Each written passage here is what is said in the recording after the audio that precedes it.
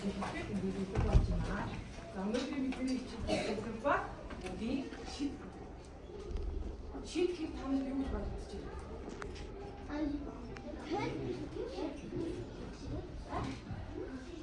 Шидэх гэж бодож байна. За. Бичгээ. За өөр шид гэхийг. Энэ шид гэж бодож байна. Энэ шид гэдэг маань ямар утгатай вэ гэхээр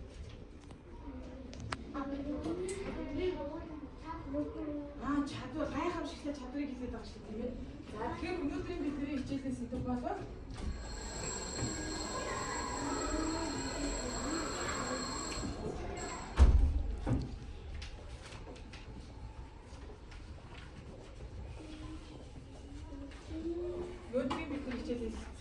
үгийн шид байна. Яагаад энэ хичээлтэй эд шид холбоотой байгаа бол хүмүүс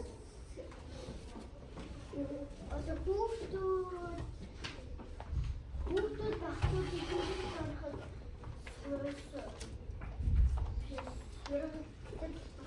сургалтаас гадна чид гэж бодож байна. За тэгвэл та бүхэн хичээлийнхаа туршид яагаад энэ эд шид бидний хичээлтэй холбоотой байгаа болоо гэдгийг бодно шүү заяа. Багшны хичээлийн төгсгөлийг асуу. За бидний өнөөдрийн хичээлийн зорилго бол За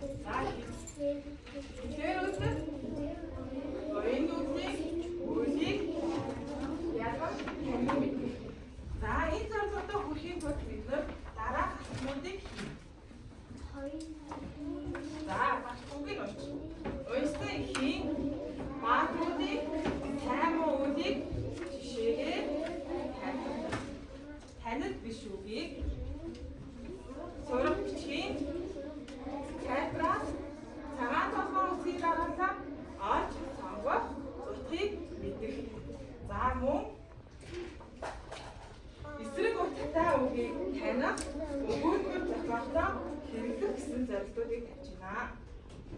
За ингээд өнөөдөр та нар хоёр багш маань та нар гурван багш маань жүжигчсэн тоглолт үзүүлэхээр манай ангийг зорио ирсэн байна.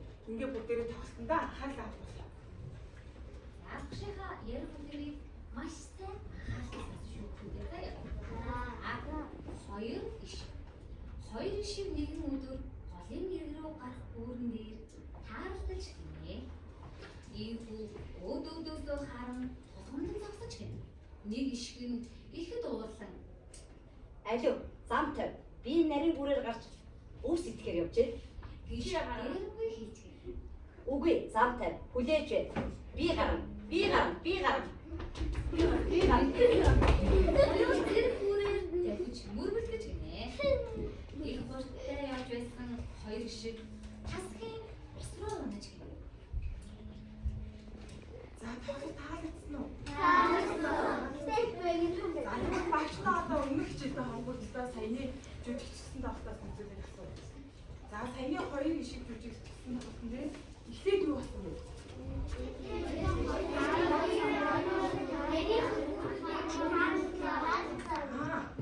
Тэгэхээр хоёр ишиг яасан? Таалагдсан бэ. За дараа нь юу болсон бэ?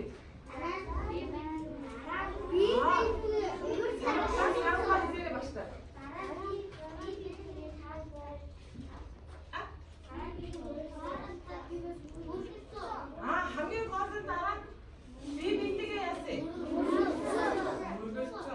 За эцэст нь юу болсон бэ?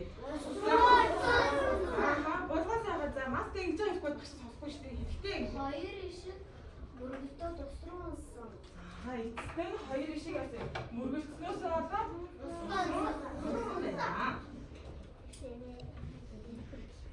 за тэгвэл та нар энэ ишигнээс энэ хоёр ишигнээс ямар зан чанарыг олж харж байна? За анар. За муухай зан чанар гэж. За анар хэлээ.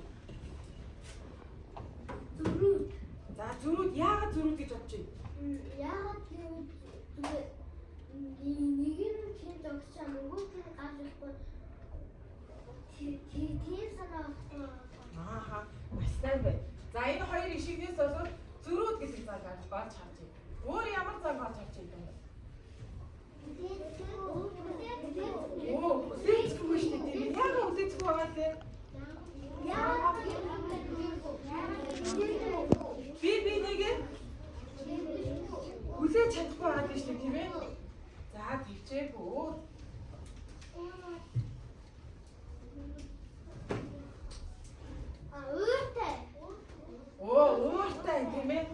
Би биний хуудас дайраад уурлаад исэн тийм үү?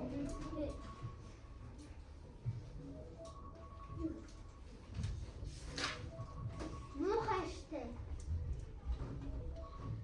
Түрүү бас нэг хийсэн тийм ээ төвчээгүй. Би бинийг яахгүй байгаа лээ. Бэйгүү. Саяггүй. Хүлээж чадахгүй байгаа шүү дээ тийм ээ. Тэр соёлгүй. Би биедээ хүндлэл байсан. Байхгүй байгаа шүү дээ тийм үү?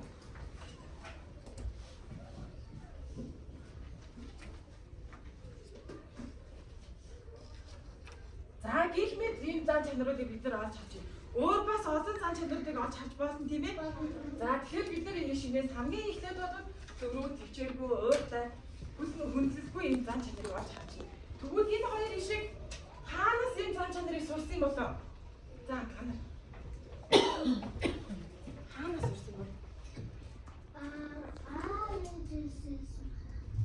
Ээжээсээ сурах. Өөр хинээс сурч болох вэ? Ахчээсээ за хангаа. За дүүгээсээ байж болно. За өөр хинээс сурч болох уу? За түмс гэж. Найзуудаасаа. Тэгэхээр энэ хоёрын шиг маа ааваасаа, ээжээсээ, ахаасаа, эгчээсээ, дүүгээсээ, өвөөгөөсөө ч гэж магадгүй хүн найз нөхдөсөө сурсан байх тийм үү? Энэ хоёр шиг маа гэр бүл болон найз нөхдөсөө энэ цаан чанаруудыг сурсан байх. Сурсан байж магадгүй гэж бид нар бодож байна тийм ээ. За тэгвэл бид нар дараагийнхаа дахиад нэг ихтэй танилцъя. За цорчийнхаа 37 дугаар үсэг гаргана.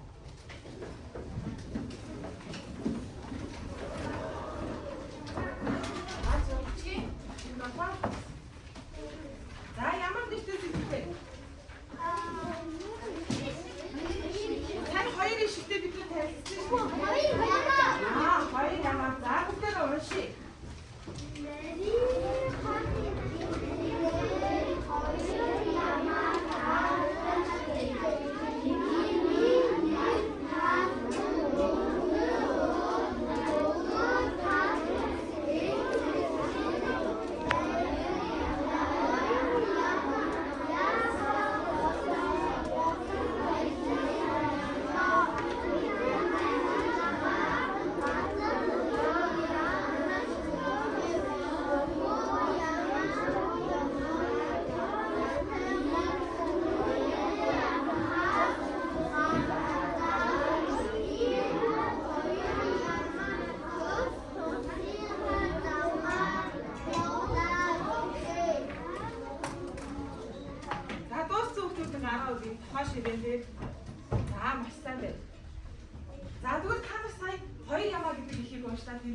Ихийг уншиж байхад үгийнх нь утгыг ойлгохгүй байсан уу?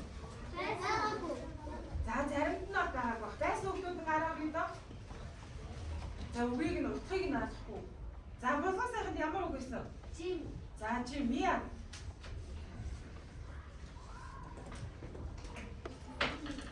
Жим. За баярын сайханд ямар үг вэ? Жим.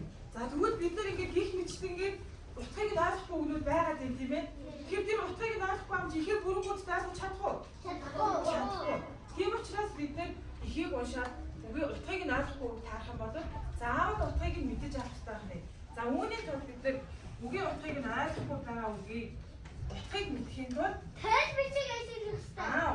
Монгол хэлний зурчин тайлбар гэсэн үгийн тайлбар тавьчих ашиглах хэрэгтэй байна.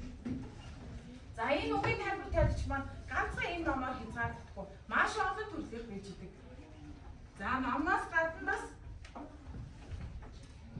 гар утасны аппликейшн гэж идэг. Хүн болгон ном аваад явж чадахгүй тийм ээ. Гэхдээ хүмүүс юу гэдгийг хүн болгон утас гэж идэг. Тэгэхээр тэр утаснаас өөрийнхөө ойлгохгүй байгаа үгийн тайлбарыг гэсэндээ мөн олж авч болдог байна. За мөн энэ номноос гадна олон төрлийн энэ тайлбар тавьчих байдаг. За тэгвэл багш нь танаар бэлдэж өгсөн 2 дугаар ангийн хүүхдүүдэд зориулсан. За бяцхан тайлбарчгийг харуулж өгсөн тийм ээ. За тэгэхээр өнөөдөр бид нар одоо энэ бяцхан тайлбарчгийг ашиглаж үгийн утгыг мэдэж авах юм. За сая ихтэй болоо сайхан Мия баяраас болон ямар үгийн утгыг ойлгохгүй гэсэн бэ? Жим. Жим гэдэг үгийн утгыг ойлгохгүй байсан. За тэгвэл бүгдээрээ энэ тайлбар үгийн утгыг мэдэж авах юм бол тайлбар тавьчихтэй. Тайлбар тавьчихтэй ажиллах. За байдаг байна. За эдгээр бүгдээрээ заавалтай тавьчих.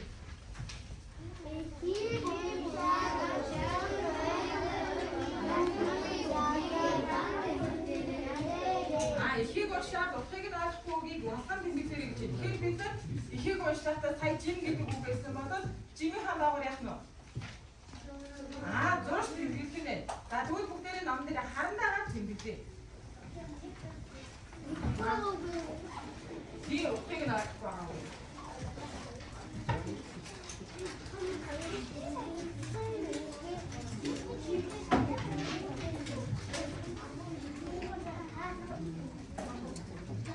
За ахсан хоёр юм чи. Тэд хараад ахсан хоёр дээр юу чи тоод очоо. Тэнгисэн үгээ бичиж тэмдэглэж гэж. За тэгвэл өнөөдөр бид нар хичээлээ ажлын хувцсыг ашиглана. Бид нар ашиглах байх нэ тийм ээ? Ажлын хувцс. За бидний ажлын хувцс ямар нэртэй гэж байна? Хайгууч байх. Тэгэхээр бид нар хайлт хийх нь шүү дээ тийм үү? Бид нар тайлбарлахаас үгээ хайлтаад байна тийм ээ? За ингээд хайгууч байх. За энэ хамгийн доор сурчийн нэгснээр нэрээ биччихье. Батаны нэртэй чи.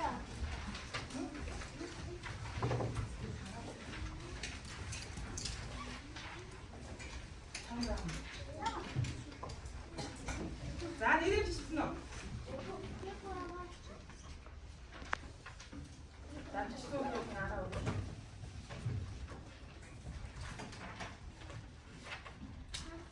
За алхам бид нар мэдгүй үгээ даавар зураад тэмдэглэж байгаа. Одоо алхам хоёроо хараа тэмдэглэсэн үгээ бичиж тэмдэглэж юм чинь тийм ээ. За тэгвэл энэ ажлын хувцсан дээр даавар Б-ийн доор жим гэдэг үг байна уу?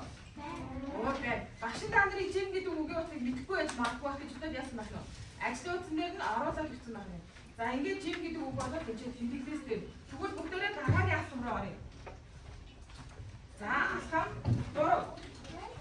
Хайр бичгээс үгээ эхний үсгээр хайр олно. За тэгэхээр сая ямар үг лээ?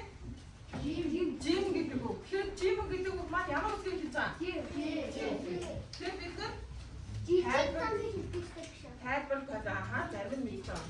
Тайлбар тавьчихээсээ жим гэдэг үгээ хайр. Жим үсгээр ихээсээ үгтэй гуйцаа авах нь шүү дээ, тийм ээ? Авсан уу? Үгийг бид чадуу. Наа болон сайхан багштай хэлээрэй жим гэдэг маань ямар утгатай үг байна вэ? Нарийн зам. Маш тарихаа замын орныг хэлдэг байна. За тэгвэл бүгдээрээ даавар Б дээрээ бичиж тэмдэглэе. Зургийнхаа урт талд нь. За бичиж тэмдэглэе. За алхам 4 дээр ороод бид нар хайрцгийн сургуулийн тайлбарыг бичиж тэмдэглэе. Тэгэхээр жим гэдэг үгийнхаа тайлбарыг ажлын хувцсан дээр бичээрэй. Өсөх хэрэггүй. Даавар Б-ийнхаа доор бичих нэ. Зургийнхаа урд бичих шүү. Даавар Б-ийн доор. Үзсэн басаараа бичих. Даавар Б. Зургийнхаа урд талдагаас даавар Б.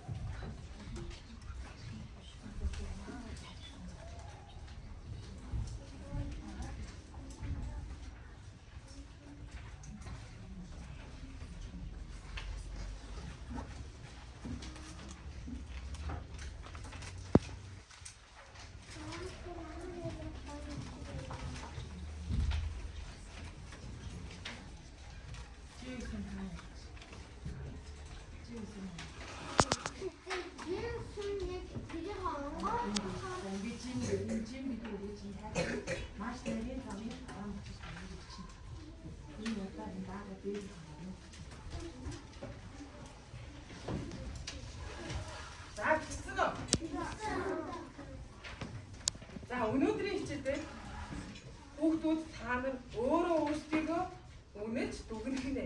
За ажлын утсан дээр өөрийгөө дүгнэж үнэлцэх хэсэг байна уу? Хамгийн байна. За байна. Тэгвэл энэ дээр та нар өөрийгөө үнэлэх нэ. За бид нар хамтдаа жим гэдэг үгийн утгыг олж чадсан уу? Чадсан. Чадсан учраас даалгавар Б дээр бичсэн тийм ээ. Тэгвэл Б-гийн нэгийг будаарай. За математик хэлээр бид нар энийг үзчихсэн тийм ээ.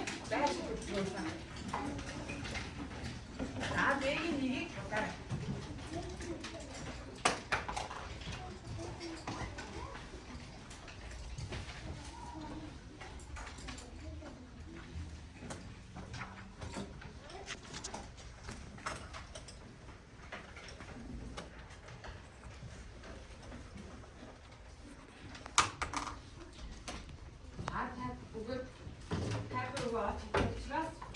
Өөртөө нэг аваад шигсэн. За дараагийн 5 дугаар алхам. Тэндээсээ үгээрээ За дэвтрээ хараад уншаарай. Тэндээсээ үгээрээ